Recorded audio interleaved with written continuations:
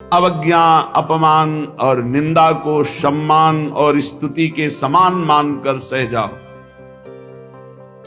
शखीन रिपुन्नैः स्वं महामूर्तिवत्। यदि तुम्हारे प्रति कोई बहुत प्यार का व्यवहार करता है, देखो उल्टा है यहां मार्ग, तुम्हें बहुत प्यार करता है तो तुम्हारे भौं चढ़ जानी चाहिए। क्या है? क्यों बार बार देख रहे हो? क्या है? जब हम कह रहे भजन करो जा, क्यों बात कर रहे हो? वो प्यार कर रहा है, सखी नहीं, वो सख्य भाव, वो मित्रता, वो प्यार कर रहा है। आपकी उदासीनता और आपका दर्शन ऐसा होना, रिपुन नहीं, उल्टा। आपकी निंदा कर रहा है, अवज्ञा कर रहा है, अपमान कर, आप उसे दुलार कर रहे हैं, आप उसका सम्मान कर रहे हैं। आपको जो प्यार कर रहा है, आप उससे तिरछी चितवन से देख रहे हैं, आप कठोर शब्दों से बोल रहे हैं। परमार्थ का विषय कैसे कोई सह पाएगा इस बात को? हमारा अपमान करे उसे हम प्यार से देखें, हमें जो प्यार से देखे हम उसे कठोरता से बरताओ, बोले यही परमार्थ की। क्यों? फंस जाओगे। जो गाली दे रहा है उसे फंसोगे नहीं, जो तुम्हें अपना बनाने की कोशिश कर रहा है उसमें फंस जाओगे। ये जन्म जन्म का फंसाओ काटने के लिए हम आए हैं, सबको भगवत भाव से। कोई ऐसा नहीं होना चाहिए एकांत में जिसका हमारा चिंतन बने। एकांत में चिंतन केवल प्रभु का, गुरुजनों के द्वारा, महापुरुषों के द्वारा जो प्रियजन हैं उनसे उनका रुक्ष व्यवहार होता है, क्योंकि वो निरपेक्ष होते हैं, तभी काम बनता है। जो तुमसे प्रियता करे, अब ये संसार का सूत्र नहीं, अध्यात्म का सूत्र है। संसार का सूत्र है कि वो एक मृदु वचन बोले, तुम 5 मृदु वचन बोलो, संसार का सूत्र अलग। और यहां है कि वो 5 गाली दे, तुम मृदु वचन बोलो, और वो मृदु वचन बोले तो तुम रुक्ष भाव करके चल दो। वो साष्टांग प्रणाम कर रहे, तुम देख ही नहीं रहे, वो गाली दे रहे पाखंडी, तुम मुस्कुरा के प्रणाम कर दिया। ये मार्ग है कैसे? परमार्थ का मार्ग। बहुत बहुत ही, ये तभी तो कहा जाता है भगवत प्राप्ति अत्यंत कठिन है। पर कुछ नहीं, लक्ष्य बन जाए तो कुछ नहीं, लक्ष्य बन जाए तो सब कुछ सहेंगे। और कह रहे स्वम महामूर्तिवत, अस्वस्थ अवस्था में अपने को महामूर्तिवत, कुछ नहीं, कहीं कोई कष्ट नहीं। बिल्कुल हमारी बात मान ली, अरे बहुत कष्ट है, बिल्कुल अनुभव होगा कष्ट है, कोई कष्ट नहीं। बस उस समय सोच लो, क्या प्रियाजू के नाम में, प्रियाजू के चरणों में स्थिति, ये नाशवान है, इसको मरना है, इसको भोगना है, राधा।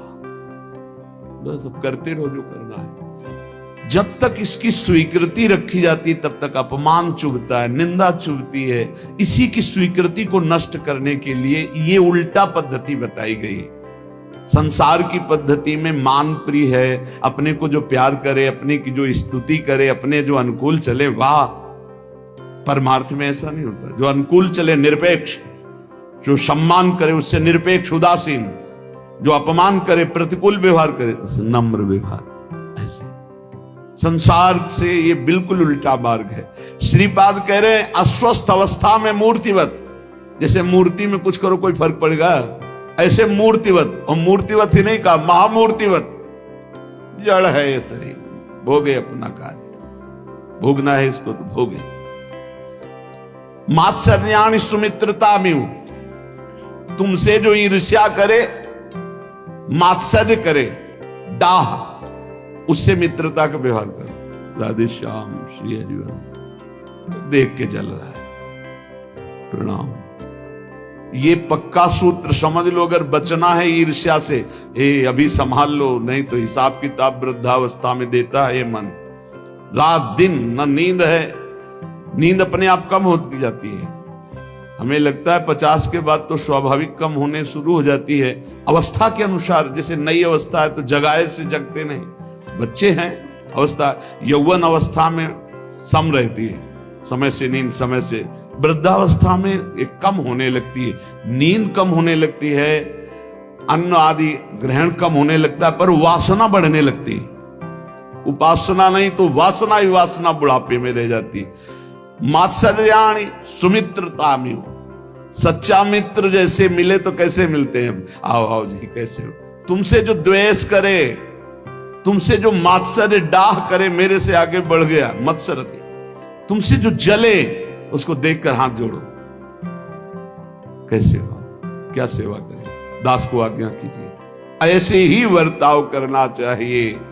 जब कभी किसी द्वेष करने वाले भगवत स्वरूप को सामने देखा तो तत्काल अंदर से भगवत भाव, सावधान इनमें प्रभु विराजमान है, दोष दृष्टि ना होने पावे। वांछा कल्पतरुभ्यश्च कृपा सिंधुभ्येव च पतितानां पावनेभ्यो वैष्णवेभ्यो नमो नमः। तत्काल श्लोक पढ़ा और उनके चरणों में भाव से मस्तक प्रणत रखा। हे प्रभु आप मुझे बचाइए, कभी आपसे द्वेष ना होने पावे, कभी आपसे मात्सर्य ना होने पावे। ये भगवत, और पक्का द्वेष नहीं होगा। यदि देखते ही उनके चरणों का दर्शन करके प्रणाम करोगे, कभी द्वेष नहीं हो। किसका? जो तुमसे द्वेष कर रहा है, और जो तुमसे प्यार कर रहा है, अपनापन कर रहा है, उसके प्रति व्यवहार कैसा? कठोर व्यवहार, रिपुण्यवत। हिम्मत है, परमार्थ के पथिक की केवल हिम्मत हो सकती है। तभी लगता है कौन सी माटी के बने हुए हैं। जितना प्यार करो उतना ही निरपेक्ष, और ऐसे जो उनकी अवहेलना करे, उनके हाथ जोड़े घूम रहे हैं, उनके पैर छू लेंगे, और जो इनको प्यार करे उससे निरपेक्ष घूम रहे, यही मार्ग है। बाद में समझ में आता है जब महापुरुषों के वचनों को। फिर क्या होगा?